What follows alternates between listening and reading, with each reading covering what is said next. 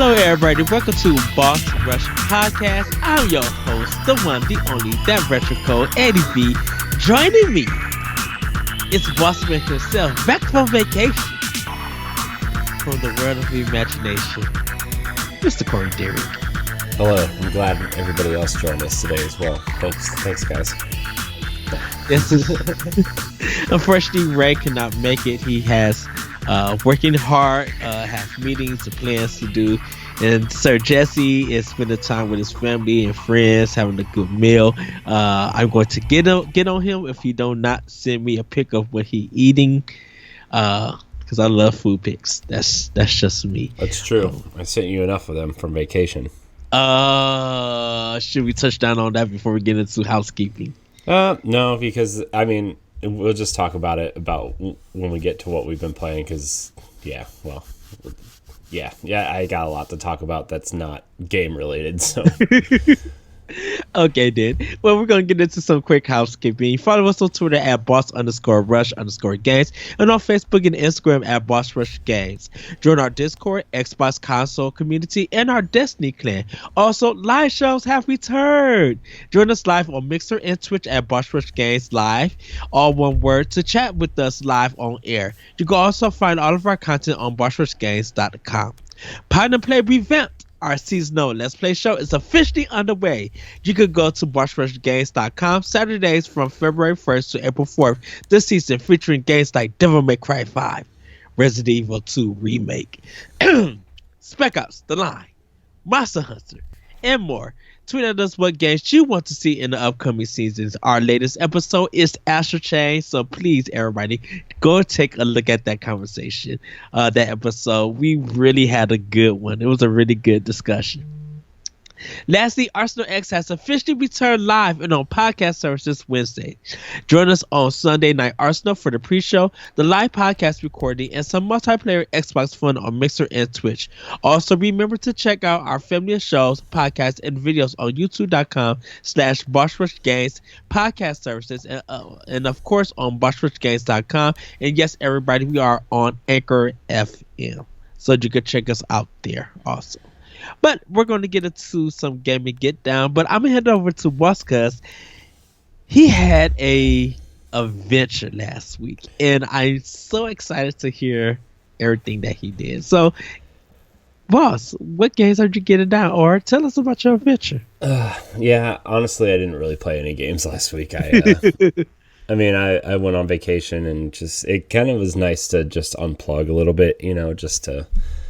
Not that, I don't enjoy doing this every week, obviously, but sometimes you just need a little bit of a break and a little time to, reflect and kind of just enjoy not having to worry about what's next or what you're editing or what, what needs processed or uploaded or whatever. And it was just really nice. So, yeah, I went to Disney World with my dad and we kind of just had a guy's trip down there, and it was a phenomenal trip, dude. Let me tell you, I mean, we just, they came over this morning and we kind of looked at pictures and talked about stuff and watched videos and stuff. And it was a great trip, man. It really was. This was the first time I was down there since, the last time I went down, the Avatar stuff hadn't opened yet. It was opening the week after we left, so I haven't been since then. So I saw the new Avatar stuff, I saw the new Star Wars stuff, which was phenomenal, the Toy Story Land, which was phenomenal. They changed a few of the rides since I was there, and it was just amazing, and I've been putting together some stuff relating to that as well, and I really had a good time, man. It was a really, really good time. Ate a lot of food, rode a lot of rides, did a lot of stuff with my dad, and it was fun, man. It was really, really a good time. That's good. As you can probably see on the video version, I'm a little bit redder than I was, the week before. Glad you had a great time, and the stuff that you was telling me about in the food pics was just so off the chain. Just I really want to now go to Disney. I like want to really plan a trip because I haven't been there. Like I said, like I was telling you, Corey, I haven't been there since 1999, and I kind of want to just revisit, revisit that Walt Disney World. And also my good friends Johnny Deuce and Kyle Deuce and Johnny Womack, they're down there from the Kyle and Deuce. Johnny and Deuce podcast. I kind of want to see them too when I go down. So that's great. But you also got something else before you went down there. Can you tell us a little bit of that? What did I do? You got a certain item that me and you was been talking about on Power Block. It arrived.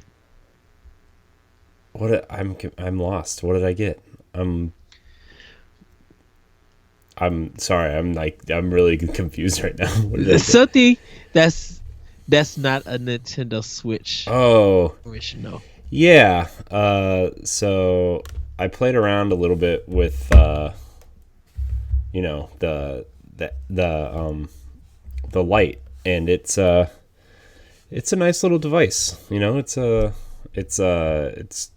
mean, it feels good in your hands. It plays, it's just the handheld version, and it's a nice device. But honestly, I didn't even play. I honestly didn't even play it. I honestly didn't even play anything. It was just like I wanted to, but then I was just like, there was too much to do down there, and just like I wanted to enjoy that time and just be unplugged, and I'm gonna try to play some stuff this weekend, so we have stuff to talk about on Power Block, obviously. But it was I really, really just tried to unplug, and besides posting stuff on Instagram and Twitter, like I just needed to unplug, and I gotta tell you, man, it was really nice not thinking about stuff for a while, but I gotta tell you, man, that Star Wars stuff though, I mean, I'm gonna have some stuff talking about my vacation in a separate kind of thing, but the Star Wars stuff I think is kind of relevant to our audience, and maybe the Avatar stuff too, Dude, the Star Wars stuff was so phenomenal down there. Like the Batu, the planet that you kind of get transported into while you're in the park. Like the moment you walk in, it's just kind of like it looks like you're on a movie set from Star Wars, right? And it kind of eases you in, right? You walk in and you see like you kind of walk into like it. Well, where you're supposed to enter in from, like the exits into Toy Story Land. So it was like it's kind of where you walk in, you're kind of walking into a Resistance base. This area kind of takes place during the new trilogy, right? You kind of like the Resistance and the First Order are like big parts of this area, right? And you see stormtroopers walking around and patrolling, and then you see, Resistance fighters kind of walking and patrolling and stuff. Like you walk into this, like the Resistance area, and you go into town, like the town, like whatever this town is, and you walk in, and there's all these little vendors and people selling you stuff, right? Like just little, obviously souvenir stuff, but it's set up where like it's not really a store, it's just kind of like a vendor, right? And you kind of walk through and you see all these props kind of hanging, and you see like the A-wing and the X-wing kind of sitting out front, and you see like a bunch of ships like all around, right? Because they're just landing and coming into town or whatever.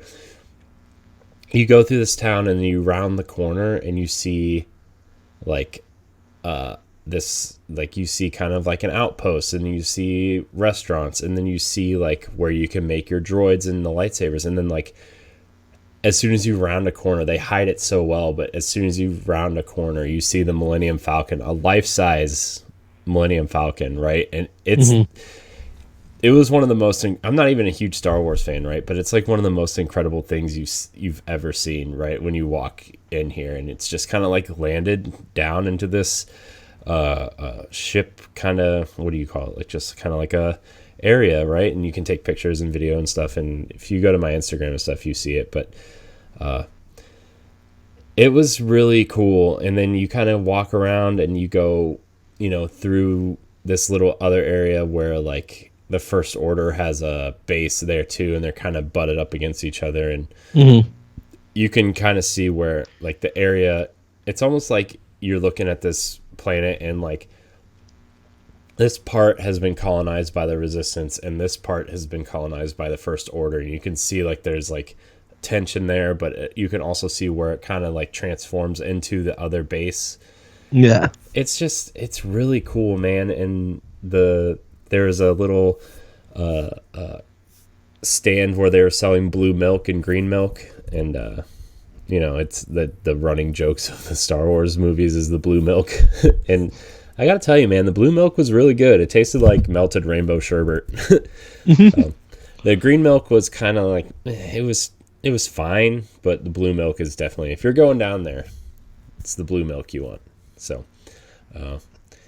and then dude, there was a really good wrap there too, the Ronto wrap.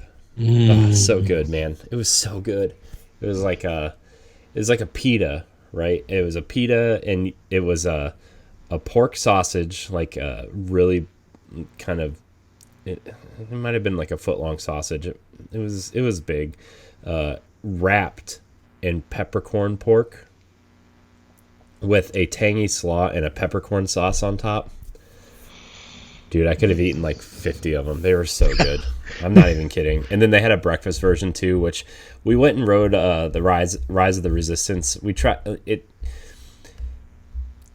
It's, man, that thing is like, before I get to the breakfast, it's kind of a whole story here, right? Like we got there, like we tried to get a boarding pass. Let's see, the way this ride is set up, there's not really a line that you stand in. You have to be in the park at open. And as soon as the park opens, you go through the My Disney Experience app, and you have to, it's literally the first thing on the app because it's so popular. You go into the Rise of the Resistance part of the app and you click apply for boarding pass. And you have to, like, they only guarantee between 50, depending on how late the park's open, it's like 50 to 60 rides a day they only guarantee, because they have to do maintenance on it every, I think they said like every like 8 or 10 hours they do maintenance on it. So the first day we got boarding pass 116 the first time we tried, which is like obviously over 50 over what they promise. And they got to 113 and they had to do maintenance on the ride, so we missed it the first time. And then we weren't going to try to do it another day because we were only there for a short time and we had plans at another park or whatever. But then when my dad's like, you know what, let's just get up and try one more time. So we did it the second day and we got boarding pass 34, and we got on, and they were really like shoveling people through this thing, right? Because it's so popular. They want to get more people in it. And we got 34. We got on at around, I want to say like 10:30. Dude, it's not even like, I mean, it's a ride, but it's like a whole experience, right? I was telling you about it last night a little bit. Yeah. Like when they call your boarding number, the app sends you a notification when you're ready to board, right? So you go up to the people and say, they actually want you to like talk a certain way when you're in this land too. Like when you go to pay for something, they don't say that'll be $8, please. They'll say that'll be 8 credits, right? Because in Star Wars they use credits. And then instead of hello when they greet you, they say bright. They're like bright suns, right? And they do this like circular wave, right? It's like this. If you want to be really nerdy about it, you can look it up, and they have like everything that you can say to them and how they'll interact with it. And so like they'll say, like when you go to get boarded, they're like, so you're being recruited by the Resistance, and like it becomes this whole staged event where like they're like, you're being recruited by the Resistance, and they'll say let's let's take you inside so you can get up to speed on the mission. And then, you're walking through like what's going to be the line when this ride becomes less popular over the years, right? So you're going through and you see like all these props from the movies, right? Like you'll see rebel helmets and the orange jumpsuits, right, that they wear in the X-Wings, or these screens, like these clear screens that have maps, like star maps on them, and you walk through and you go into this room and you'll they like this is the recruitment area, which is basically the lobby of the ride, right? This recruitment area. And BB-8, the little ball droid from the new movies, is kind of rolling around up above you and kind of giving orders, and he's being given orders to help, and all of a sudden, like, the lights dim and you see a hologram of Rey from the movie, and it's like they got the actors from the movie to be a part of this experience. And like Rey gives you a mission briefing, and then it transfers you over to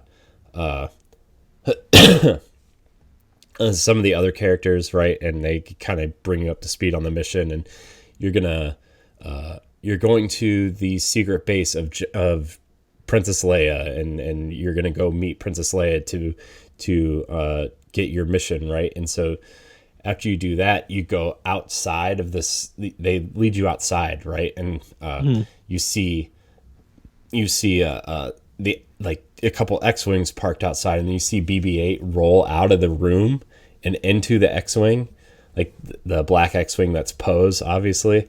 And you get into this transport ship, right? And you get in with a bunch of people, and this character is like, okay, we're going to blah, blah, blah, prepare to jump to light speed or whatever. And like, it's, they do a really good job of simulating stuff, right? And you're holding on to like a handrail, and you can feel this ship kind of shake. I mean, it's still like on the ground, right? Because it's just a big room, but there's screens all around you, and animatronic pilot and animatronic like aliens and stuff. And behind you, you see the X-Wings take off with you, and they're kind of guiding you. And then you get captured by the First Order, and you feel the ship get captured by a tractor beam, and you get sucked into a First Order ship, and then you're arrested by actors. Like this whole first part, we're not even to the ride yet, right? And this whole first part is like a 10 to 15 minute thing.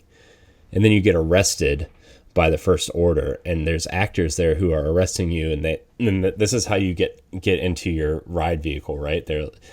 They're taking you to your cell block, and you're cell block red 8 or whatever, and they like tell you to stand on a color, and they're whatever, and they you get in this big room, and there's stormtroopers like patrolling, right? And there's like this big video wall in the back of the room, but it looks like you're staring out into space, and you're seeing an X-Wing and TIE fighter kind of dogfight going on outside. And dude, it's super cool. And then you get into the ride, and like the way you board your cars is you go into your cell, and there's more actors, and they're part of the resistance, and they're breaking you out of your cell. And you get in your car, and you then this is where like the real ride starts. And this is like probably like 15 or 20 minutes into this experience by now, right? And then you get this, like they're experimenting with new magnetic non-track rides, right? So the whole thing is guided by magnets and computers, and the set design and everything is just phenomenal, right? You ride under these big AT-AT walkers. You are kind of like going through this Death Star without having to without being caught. And you see Kylo Ren, and you see General Hux, and you see like all these characters from the new movies, and it's just, man, it's so cool. And then you get to this one point where there's an animatronic Kylo Ren, right? And he's like trying to figure out where the secret base is. And the whole kind of point of like at least episode 7 is like he's trying this new force power where he can like try to extract information from your mind. And you can like, when he's using the force, you can hear and feel like the room crunching because he's using the force, and he keeps pulling your cars toward him, right? and like your cars get so close to him, and then all of a sudden there's this big explosion behind him, and you see him get sucked out of a window, right? Like this animatronic gets sucked out, and like it dude, and then you kind of escape and drop, and then they put you in the ship and drop you out, and you're part of the star battle, right? And then you kind of land and whatever. It's so crazy and phenomenal, this attraction. And like even if you're not a Star Wars fan, you would definitely enjoy it. You can appreciate and just like the amount of detail that went into this, right? Like there's parts where like your car's going through and you see these big like laser cannons, right? And like every time they shoot, they like do this little like move forward and back, kind of like they're bouncing, right? Because they're so powerful, they shoot back, and your cart like stops, and then as soon as it shoots, like the cart like times itself to where when the thing moves back, it moves forward, but it's really tension filled because like it looks like you're not going to make it, and there's like 4 or 5 of them in a row. Oh, it's so cool, man. It's so cool. If you want to see like some video footage of it, you can look it up on YouTube or whatever, but like it's just phenomenal. I think I probably would leave that thing and be speechless. Like I wouldn't be able to be like, I have no words to say, because I'm just I'm just like, wow, taking it all in. I think I would have got off that ride and still been processing it to now to take it off. Like, what did I just experience? Yeah, this is top notch amazing. Yeah, it was really something else, dude. And you know, I just don't know how else to explain this ride except for like, it is a technical marvel. It is they must have spent, I can't tell you the amount of money they probably spent on this ride, because they probably could have built a whole nother park in the amount of money they spent on this ride. Like it was phenomenal, man. So that was cool. And then the other Star Wars ride there's 2 other ones, but one's been there forever. But before you get into that, how does this lead into the breakfast? Oh, yeah. So, okay. So the second day we get there, I forgot that that's where we were going. The second day we got there, right? We got there at 7:45, and they let people in the park early. So when the park opens, because you have to, Disney gives you these magic bands, right? They're just bands with NFC chips in them, and they keep track of your it's your room key, it's your park ticket, it's your meal plan. Like if you want to buy souvenirs, you can link your credit card to it and like just purchase stuff through it, right? And it's just like it's just everything you need to enjoy yourself there. So you have to be scanned into the park before you apply for a boarding pass. So we get there at 7:45, and as soon as 8:00, you just see all these people holding up their phones, like trying to get through the app. But like the thing is, like you have to refresh the app when you get in the park, and everybody had their apps open. So I didn't even open the app until we got in the park. And we got boarding pass 34, and like we got on around like 11:00. But before that, we went and had the Ronto wrap for breakfast, the breakfast one. Yeah, dude. Oh, it's so good. It was so good. It's basically just like, it's sausage wrapped in that pork stuff, but instead of tangy slots, wrapped in peppercorn, scrambled eggs, and like a mixed cheese type thing, and with that peppercorn sauce. Dude, it was so good. Like I came home and looked up the recipe to make it, because I want to make it at home. Like that's how good it was. And it's actually like really easy to make, you know, like it probably won't taste exactly the same, but the ingredients are just, you know. We will be going grocery shopping when I get there. So, but yeah, that breakfast was great. And then we rode the Smuggler's Run, which is, you know, you get to pilot the Millennium Falcon through you know, you're on a bounty hunt with Chewbacca, and you have to go get whatever. That was cool. It was pretty cool. And then obviously Star Tours has been there forever, which is just their motion kind of simulated ride. So that was like, the Star Wars area is definitely really, really unique and cool. And the Avatar ride. The Avatar rides are obviously really cool too. Even if you're not into Avatar, I couldn't care less. I can give two craps about Avatar. And the rides were, do this one ride where you're like flying the Banshee dragon things or whatever. Mm-hmm. I couldn't. You get in the seat, and like they kind of like link you in, right? Like they put a brace on your back, and it comes up to your neck, right? And then there's a chest piece that holds you in, and you're holding on, dude. And they kind of like link you into your avatar or whatever, and you put on these 3D. It's 3D this whole ride, but it's also like a motion simulator mixed with IMAX, mixed with 3D. Well, it's actually like 4D because like they have like areas where like you smell certain things and water splashes you when you fly over the water. And the seat, even like the where your legs go, like Yes. it makes you feel like you're like the wings are flapping of this giant banshee thing, and you can feel them move on your legs, it was one of the most incredible things I've ever experienced there too. This whole vacation was just full of new experiences. It's amazing because like we used to go every year, right? And a couple times a year sometimes when I was little because my mom worked for Disney.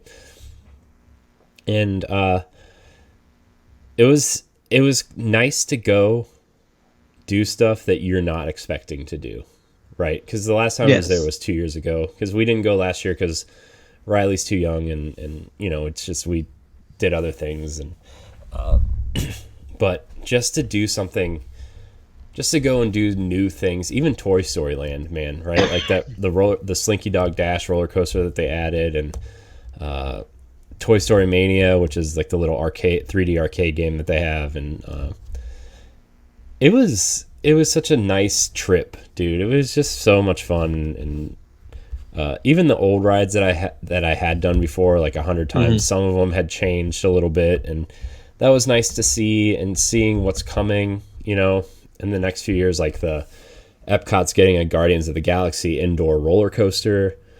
And they're also getting the Ratatouille kind of adventure that Disneyland Paris has, and they're getting a Moana water ride over there. Like they're adding so much to Epcot now.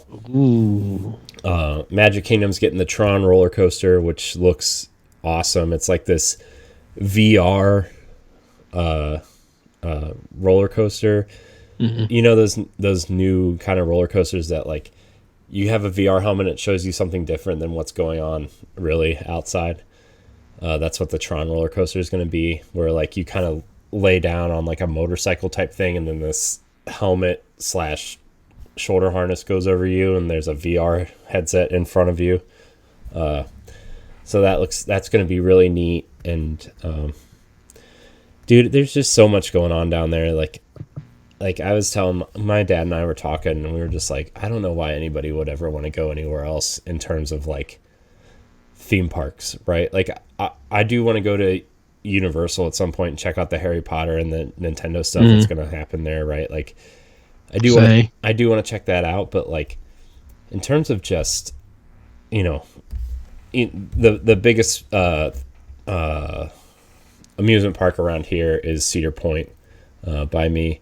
And it's like, why would you, like, we were just talking about, like, why would you go to Cedar Point when you come here for, it's a little bit more expensive, and nobody wants to spend a week at Cedar Point, but, like, it's just phenomenal, the stuff that they do, and the attention to detail, and the things that they change and redo and keep up, right? Like, I don't know, man. It kind of renewed my everything, like, I don't know. I hadn't been there in a while, and I'd just been so busy with other stuff. I haven't really had time to think about the stuff that I used to do.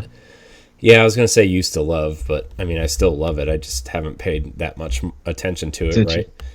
And it's kind of just nice to get back into that, and it's I love it, man. I love it down there so much, and it was just a great trip. So I didn't mean to take over that segment. I was just it's if I'm not at home, that's where I want to be, right? And it's I know like people don't love it as much as I do, and I know people, just it's not for everybody, right? But if you haven't been and you have the opportunity to go, and there's all these little tricks and stuff to get you through, like, fast passes and whatever, that make it easier to navigate and plan your day or whatever. But like, it's just such a cool place, man. It's my favorite place ever. So, Yay! So what else? Oh, I rode Tower of Terror for the first time in like 10 years because I hate those kind of rides, and I rode it because my dad loves it, and it's wasn't terrible. It wasn't bad. It's a ride. Yeah. I did kind of like figure out that like some roller coasters just aren't for me anymore, man. Like my back hurts a lot, and just how jerky it is, and having a headache and everything. I'm not built for roller coasters anymore. Like, we rode Rock and Roller Coaster, which is the indoor kind of roller coaster. It shoots you from 0 to 65 miles an hour in 3 seconds. And then it shoots you right up into a loop. But yeah, man, it's just I love it down there so much. I just can't wait to go back now. Like, I couldn't wait to go back, but then I just kind of, you just kind of move on, and now I'm just like, I want to go back. Even if it was just for like a weekend, and I could just go to two, like 1 or 2 parks for the weekend. So. Yeah. Well, that's awesome. Well, let me get quickly into what I've been playing. Because now, like I said, I want to go to Disney World. And me and Corey, we talked, and like, you're more Disney, I'm more Six Flags and stuff. Yeah. Because I've grown up definitely here around in this area close to Gurney, Illinois, where we have a Six Flags, and all I did was ride roller coasters. So when you talk about theme parks, it's just like going to a theme park makes you feel good, and just kind of like takes away your worries and stuff. You get to feel like a kid, if you get to feel catered in a sense. Yeah, and I understand, like, for people that are expecting like an amusement park, like thrill rides and stuff, Disney doesn't have a whole lot of that. It's more about an experience instead of being like thrill rides and stuff. Now they do have like they're pretty decent thrill rides, right? Like Rock and Roller Coaster is one.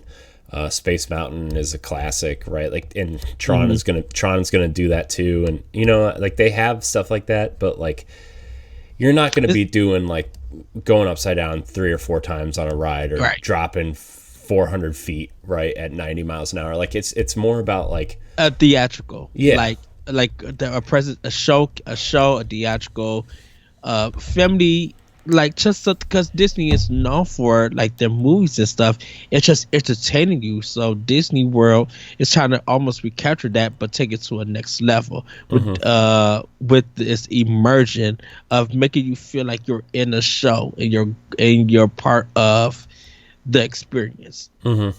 Yeah, and they do a really good job, especially with the newer attractions, of making you part of the experience. Like I said, the Star Wars stuff, phenomenal, making you feel like you're part of Star Wars, right? Or the Avatar stuff, making you feel like you're being plugged into an avatar, right? Or even Toy Story Land, to an extent, makes you feel like you've walked into Andy's backyard from the movies, right? And like the whole world is built out of like Tinker Toys and Lincoln Logs and tape and broken pencils, and the benches look like popsicle sticks, and even the roller coaster looks like it's made out of like pickup sticks and like old school toys, right? Like it's and even those little wooden blocks, like the supports for the rides are made out of little blocks, and the cars look like Slinky Dog. Like, it's so like the attention to detail on everything is just so it's so good. So sorry, I didn't mean to interrupt you. No. Been playing Bloodstain. I kind of put Tokyo Mirage Session on hold. I'm gonna come back to that, but I wanted to get some work done on Bloodstain. Um, it still needs some patchwork for Switch, because there was a part where I entered like this tower and the frame rate dropped, and it was like, ooh, yeah, you guys got to continue to patch this to get the performance working. But playing that, enjoying it here and there. Also picked up a game called 3000th Duel. It's another Metroidvania game. Really cool. Nindy Nation was talking about it, and I went and took a look. I'm like, oh, this looks interesting. Fast paced sword action in a 2D play with a little stamina attached to it. Yeah, I'm down for this or little RPG. So probably will be playing that a little bit later. Did pick up Pokemon Mystery DX, but we'll talk about that on Power Block a little bit later. For PlayStation, I finished Knack, and I deleted it from my PlayStation 4. I saw that. I was like, man, Ed's really doing something with Knack. That frustrating questionable content. Like it's a big FQC, and I played it on normal. Yeah, and I'm just like, I think one of the bad things about it is that in order for you to know that you're at a checkpoint in the game, they do a cutscene. Mm-hmm. So if you did something for 20 whole minutes, if you died, you got to do that whole 20 minutes all over. So they don't respect your time, I would just say. Yeah. So, started up the Final Fantasy VII remake demo. We'll talk about that later. I really want to finish it and get my thoughts. The combat is really good. I do like the fast pace, but I think is it kind of like 15's combat? Because like I'm really interested in it, but like I know it comes out. I know it's coming to Xbox next year, and I would rather wait for it to come to Xbox to play it. It's a mix of 15 and 15 and a little bit of Kingdom Hearts with it. So I mean, it's not bad. You kind of learn a little bit of detail, but like I can't say this. If this game was just like straight action stylized combat system without some of the RPG mechanics that they're going to be throwing in for it, it would be a fun game, like a fun action game. But it looks really good. I think the problem that's gonna like ruin the experience for me is that there's just too many cutscenes. Yeah. And I know this is just this is a demo and this is the beginning, but I'm just like, if this is going to be throughout the whole game, this is going to ruin the flow of this game. But that is that. Downloaded Sonic Forces, played a little bit of that. It's free on PlayStation Plus. I'm going to try to play this game all the way through. I haven't played a full Sonic game since like Sonic Adventure, and I did play Sonic Generations. I think I have that on Xbox. No, I don't have that yet, but I want to play all of the Sonic Generation. But I haven't really went through a full Sonic game since like Sonic 2 and a little bit of Sonic Adventures. I got to the end of Adventures, but couldn't defeat the last boss. So I was just like, okay, that's that. For Xbox, playing more of the Division 2. Actually got to play with my friend Matt. We talked, had a good time and everything. Hopefully we connect together and play more of that. But I want to start up Control.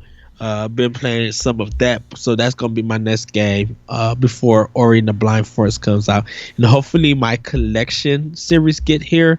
So if it does, I'm going to be posting pictures of it on the Boss Rush Twitter page and our Facebook page.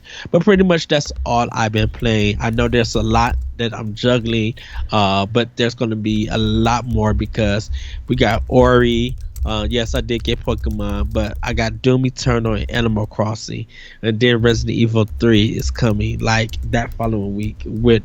I'm not doing the Final Fantasy, even though that's dropping on my birthday. I'm not doing Final Fantasy 7 because I want all 3 games to come out, and I want to play it like in full and everything. So, but that's pretty much what I've been getting down to. So Corey, how about we get into some news? Sure, let's do it. Because I've been hearing a whole bunch of things happening, so Yes. And our news comes from Game Informer, so you guys can check them out at GameInformer.com.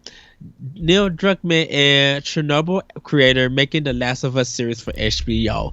The Last of Us writer slash creator director Neil Druckmann and acclaimed Chernobyl creator Craig Mason are teaming up for an HBO series based on the hit video game.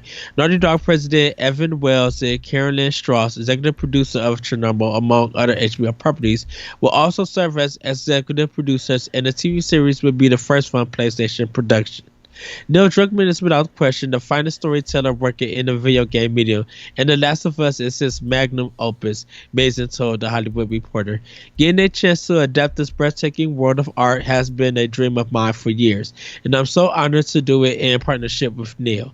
From the first time I sat down to talk with Craig, I was equally blown away by his approach to narrative and his love and deep understanding of The Last of Us, said Druckmann in a statement.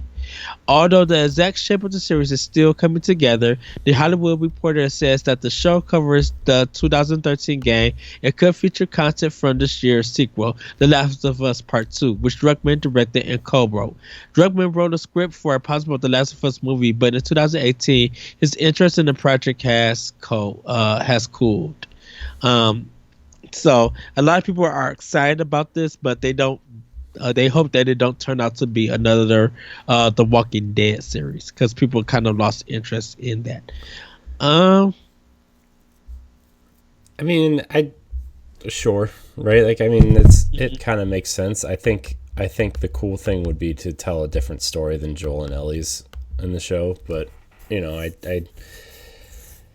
I think it could be a interesting thing, you know. Like, I mean, I'm not really a big Last of Us fan, so like it's obviously not going to be for me, but like I know a lot of people that love The Last of Us want to explore more of that world, and if they can tell a compelling story in that show that, you know, is different from Joel and Ellie's, or maybe like that in between time, like maybe the first season takes place in that 15-20 or so years in between that first you know, kind of moment in The Last of Us, and where you pick up as Joel later in his life, right? Like maybe if they tell a story in between there, how they got there, like that kind of stuff could be interesting. So I don't know. I think they could tell interesting stories in that world, maybe that don't have to do with Joel and Ellie either. But you know, it's. I know that PlayStation's doing a PlayStation production stuff, and this is the first step for them probably in that direction too. So we'll see. We'll see if it works. I hope it has better footing than that Uncharted movie that's been dying for 5 years. Well, it's going to be a reality soon because they're getting actors for it. So we'll see how that actors sign on to projects for like years in advance before. Because remember, Mark Wahlberg signed on for that movie like 5 or 6 years ago, and he was originally supposed to play Drake, and now he's playing Sully. So that's how long it's been. Wow. So yeah, I think I'll check it out, but I think I'll wait for it to come like Blu-ray, or you know, just come out as a whole complete season. I'm not saying that I don't like The Last of Us. My plan is to work through that game through April, so I can be ready for The Last of Us 2. But I don't know. It's just something that that's cool. They announced that. Yeah, just don't retread on the video game. Like, I know you guys want to. Plus, like I think that story in the game has, like, a lot of people like know that story, that love that game, right? And if they changed anything about that story, right, I think they would have a kind of like just like an instant kind of backlash to it, and I don't want something like that to ruin the experience. So. That's why I think it's safer to go outside the story that the game's telling. Mm-hmm. I kind of want them to make this as a complete prelude to how everything started. Why the animals are not affected? Who developed this? Like, how did it come about? Like, I would like for them to explore that, and just ignore Joey and Ellie altogether, because I feel like they're not important to what this TV show could be. Like you said, everybody knows their story, so people are gonna be watching it and comparing it. Now, for people who are not gamers coming into it to watch it, they may be like, "Oh, what is this? Is this sci-fi? Is this horror? Is this a thriller?" And they may get into it. But I'm just like, explore something out way before. This is the time where you do a prelude to a series. Yeah. Before you get into what you want to include. Because if you do a prelude and nothing from the game is included, you will have a better, I think, viewership of people who want to know more about this, which would lead into sales of your system and the game, and even part two. So, but Yeah. congratulations to them for that. Yeah, I mean, I hope it. I mean, I don't ever want any project to fail, right? I just hope they take the right approach to it, and it could either be, the later seasons of The Walking Dead, like you said, or it could be something as surprising as Detective Pikachu and Sonic, right? Like, I mean, right. We'll see. Yes. So we're going to move on to the next story. Ghost of Tsushima gets summer release date. Sucker Punch's Ghost of Tsushima is a gorgeous samurai film-inspired open world, and we can't wait to play it. Fortunately, we don't have to wait long. We've been excited about the game since it was announced, and we'll be able to get our hands on it in a few months. Today, or at the time, Sony PlayStation blog announced a June 26th release date alongside a story-focused trailer where hero Jin Sakai prepares for a long, hard battle. We also get to meet a few of Jin's allies and enemies, and you guys can check it out. And I was upset and disappointed at this. Yeah, why? Like, just a tweet with a trailer or a PlayStation blog post, not like a big state of play. Yeah, why would you do this? Like, this is what's wrong with PlayStation right now. Like, not that their games are bad. I'm not saying like that thing, but like, they're just so random about announcing stuff or supporting stuff. Like, this is a big game for them. This is the last big PlayStation 4 game before the PlayStation 5 hits. You wouldn't want to make like a big, like, it doesn't have to be an event, but like you said, it could be like a whole state of play and be like, this is the PlayStation 4 swan song. This is what Sucker Punch has been working on, whatever. And like, you can go in depth with like some of the characters and show a big action scene and show like what the gameplay is going to be about. Like, why didn't they do a state of play for this? Why is it just a blog post? This feels like Concrete Genie and Dreams all over again. Yes. And this game is like way bigger than those games, like, okay, Concrete Genie, no PlayStation experience, all the shows are over, right? Like, you're going to have a big like release thing for it on the PlayStation blog. That sucks for them, but fine, whatever. Dreams, okay, not a huge like AAA experience to an extent, right? It's just like a game maker kind of, Little Big Planet on steroids type thing. Mm-hmm. Okay, but Ghost of Tsushima it's going to be your next Horizon, God of War, Last of Us. It's your big swan song for the PlayStation. Why is this a PlayStation blog post and a tweet with a trailer? Why? I don't get it. I was disappointed because I'm just like, Sony, you are supposed to be marketing and taking care of your first party games. So why why would you just throw this out? Because it just feels like you didn't care. Definitely when everybody wants a Nintendo Direct. Nintendo is silent for their own reason. They're doing their marketing with Animal Crossing. And, they had that Direct and they're dropping things here and there. People are starving for a Nintendo Direct. A state of play, everybody be like, okay, Nintendo, it's your turn now. And people would have watched a state of play because now they know what Sony has up their hands. Yeah, talk about PlayStation 5, people will want, but it's just like, this is what's coming for the system before we end the year and start our next generation. But, and even though it was a trailer, I'm like, this is a cutscene trailer. I'm like, this is Story Beast, and you just announced a date. I'm like, come on now. Yes, it is one of my most anticipated games, and I wish it would have been treated better. The way they treat The Last of Us 2 is on another level than they treat Ghost of Tsushima. And that's sad to say.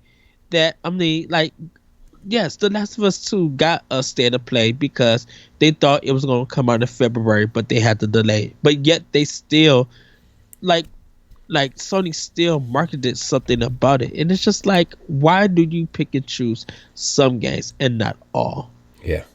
You know, you do it on the PlayStation blog that not many people follow or know about. Like, if you was gonna do it, release it kind of like on Twitter or IGN, like kind of, or YouTube, or kind of give it like a big exclusive, a big Yeah, announcement. like why wasn't this like an IGN first or Game Informer cover story type thing? Yeah, You know, like those are two huge things that they could have gone through, and like the last bit of coverage of those games would be like, oh, it's got a release date, and you know what I mean? Like they could have done something like that, and I just don't understand why there's not, like, this is just such like a flop announcement to me, you know? yeah, and like if Nintendo. If Nintendo or Microsoft dominates the summer by announcing stuff and showing E3, because we're gonna be talking about E3 for a while, if they just dominate the conversation and games and indie games and stuff are coming out, Ghost of Tsushima is gonna feel like a second thought. Yeah. They'll be like, "Oh, it's here. Okay, I'll just go and get it." You know, there's not gonna be a big reveal. Like, yes, even though like Doom Eternal is not getting a big reveal, at least Bethesda did something about it. Like, they're doing kind of. Well, they have an Okay. IGN first about it. Like IGN, Yeah. all of February, it was their IGN first, right? Like Yes. that's how they got it, you know? Right. I just don't understand this. This is like, I want it to be like, you know, and they announced like collector's editions and stuff through this blog post too. I'm like, that's something that people probably want to know about, right? Like, it comes with a statue and a mask and like all this other stuff. Like, why didn't they do more? Who knows? So Cause Sucker Punch, I love Sucker Punch. I think that's one of their best studios. Yeah, Uncharted, not Uncharted. Yes, Naughty Dog and Team Eco. They make some fantastic games. But like, when we're talking about and Guerrilla Games, when we're talking about Sony as their first party with their games, Sucker Punch is always in the discussion. So they should at least be treated with more respect. yeah. It's just being thrown out. But we're gonna get into our last story. Seattle area video game company sending workers home mid coronavirus concerns. The Seattle area has been a particular area of concern for the growing threat of the COVID-19 coronavirus in the United States, and a number of tech and gaming companies have made the challenging decisions to adjust their work policies as a result. In just the last couple of days, many of those companies have begun to encourage employees in the Seattle area and surrounding cities to work from home or have closed up their offices entirely while continuing work remotely. Yesterday, Bungie announced that it has enacted a plan for a fully remote work infrastructure for all of its workers worldwide, including its Bellevue studio, which normally acts as the employment home base for several hundred workers. Bungie acknowledged in its statement that the new remote work plan could affect patching cadence in the short term for Destiny 2, and the team's goal is to keep players informed about shifting schedules. However, the impending launch of the next season of the game on March 10th and the Trials of Osiris relaunch on March 13th should be unaffected. Once other companies are also adjusting plans. Microsoft has encouraged workers to work from home through March 25th.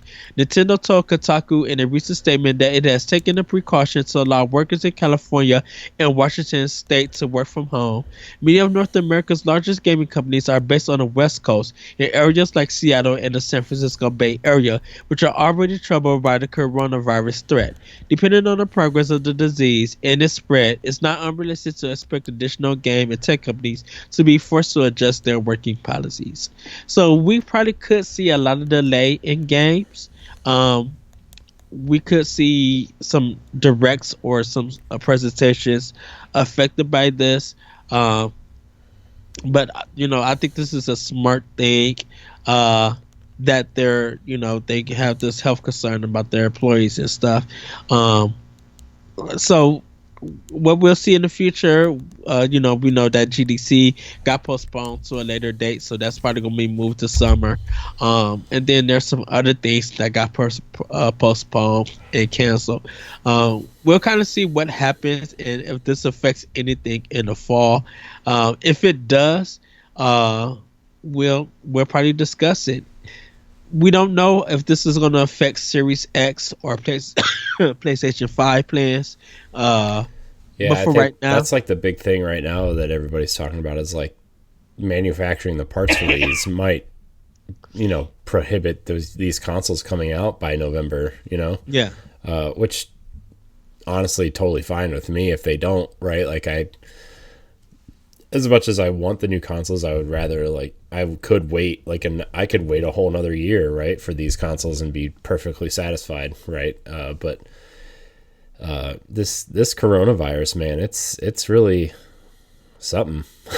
yeah. They said 17 people have died from it all already, and they're doing their best on trying to get a cure for it. Yeah, well, I mean, there's been like hundreds of people in China that have died from it. So I mean also, but like I don't know whether or not to be scared of it or not, because like there's like the flu kills people, right? But like how bad is this, right? Like I see things online that say, with current medical technology in first world countries, like it's very unlikely that if you get it you'll die from it. But also like you read reports of people dying from it, and like in China, I know like it's China operates so differently from us in the US and on a lot of different levels, right? But you see like a ton of people dying from it over there, and it's like something like 2% of the people that have it die from it, right? Like that's the number right now, but that's like it's a lot of people, So I don't know, man. I'm glad like people are taking precautions because you want everybody to be healthy and safe and stuff like that. And if something's delayed, that's fine. Totally fine. I don't want people risking their lives to get out of a game, because at the end of the day, it's just a game, or it's just an update, or it's just a mode that, you might be really into, but it's not the end of the world if it doesn't come out, So, Right. Coronavirus, on the other hand, could be the end of the world. So, and I think that if they do delay the systems, this is better launch library games to come. They got time to be like, oh, they're delaying it. Okay, let's delay our game so we can fix on it, and then bam, release it when the system is ready to go. Yeah. Yeah. So I mean, plus like if this consoles are delays, it gives you more time to save up for them. So. Yeah, but that's it for our news bits. Did we get any questions, Corey, or any past questions? No, I don't have anything. Nothing that we haven't answered before. I don't really want to repeat ourselves. I mean, if it's been like a couple months since we've answered something, but I mean, like some of these questions are definitely like we've answered them very recently. I don't really want to retread. Retread. So, before we go, I kind of want to ask you this, Corey, because I was listening to IGN, and they was talking about their top 5 Nintendo consoles. I think of all time, or their top 5 favorites. And I think we have had this discussion many a times. But I kind of want to ask you, for me, what would you say are my top 5 games? If top 5 games or top 5 consoles? Top 5 games. I'm gonna do games besides consoles. I don't know. Probably some retro stuff I've never heard of. I don't know. I mean, what would you say if, or let's say this: create a top 5 for me. Whether if it's a game that I played or I didn't play, what would you create a top 5 for me? Just games, top 5 just games. Oh, jeez, yes. I don't know. Man, I don't know, dude. You like so many weird things that I've never even played or heard of. I'm sure there's I'm sure there's a Zelda game in there. I'm sure there's a Mario game in there. Mm-hmm. I'm sure that there's a shoot 'em up in there. So like I would say I would say probably A Link to the Past, Super Mario World, Ikaruga, right? Mm-hmm. Probably something Konami related, or Capcom, something in from one of them, like real early. Now,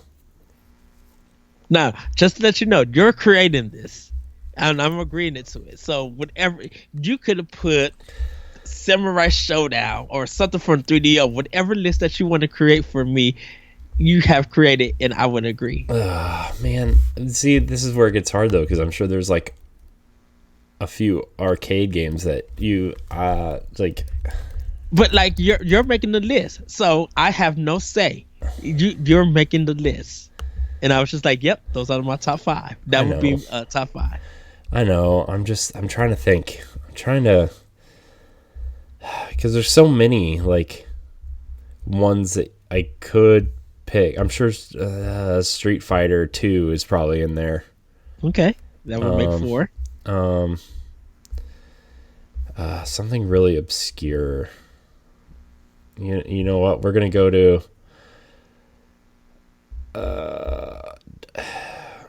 I want to choose a beat 'em up. I don't want to choose Double Dragon.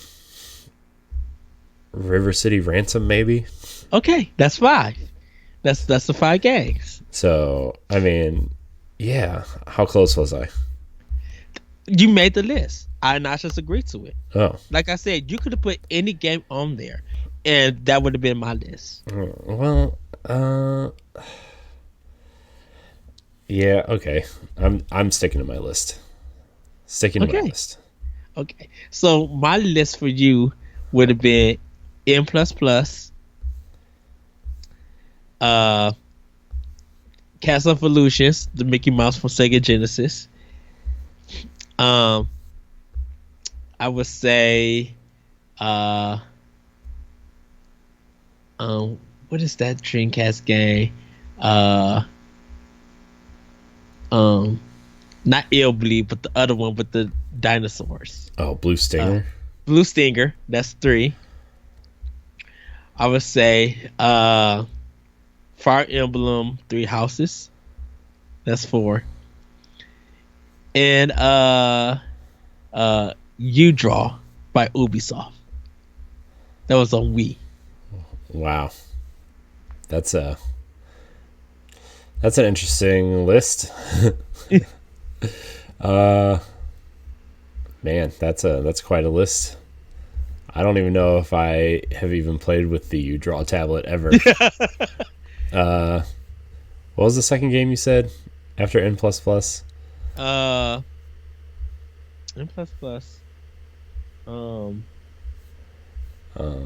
Goodness. What was it? I don't even remember. N++, Fire Emblem 3 Houses, You Draw. What was that second game you said? N++.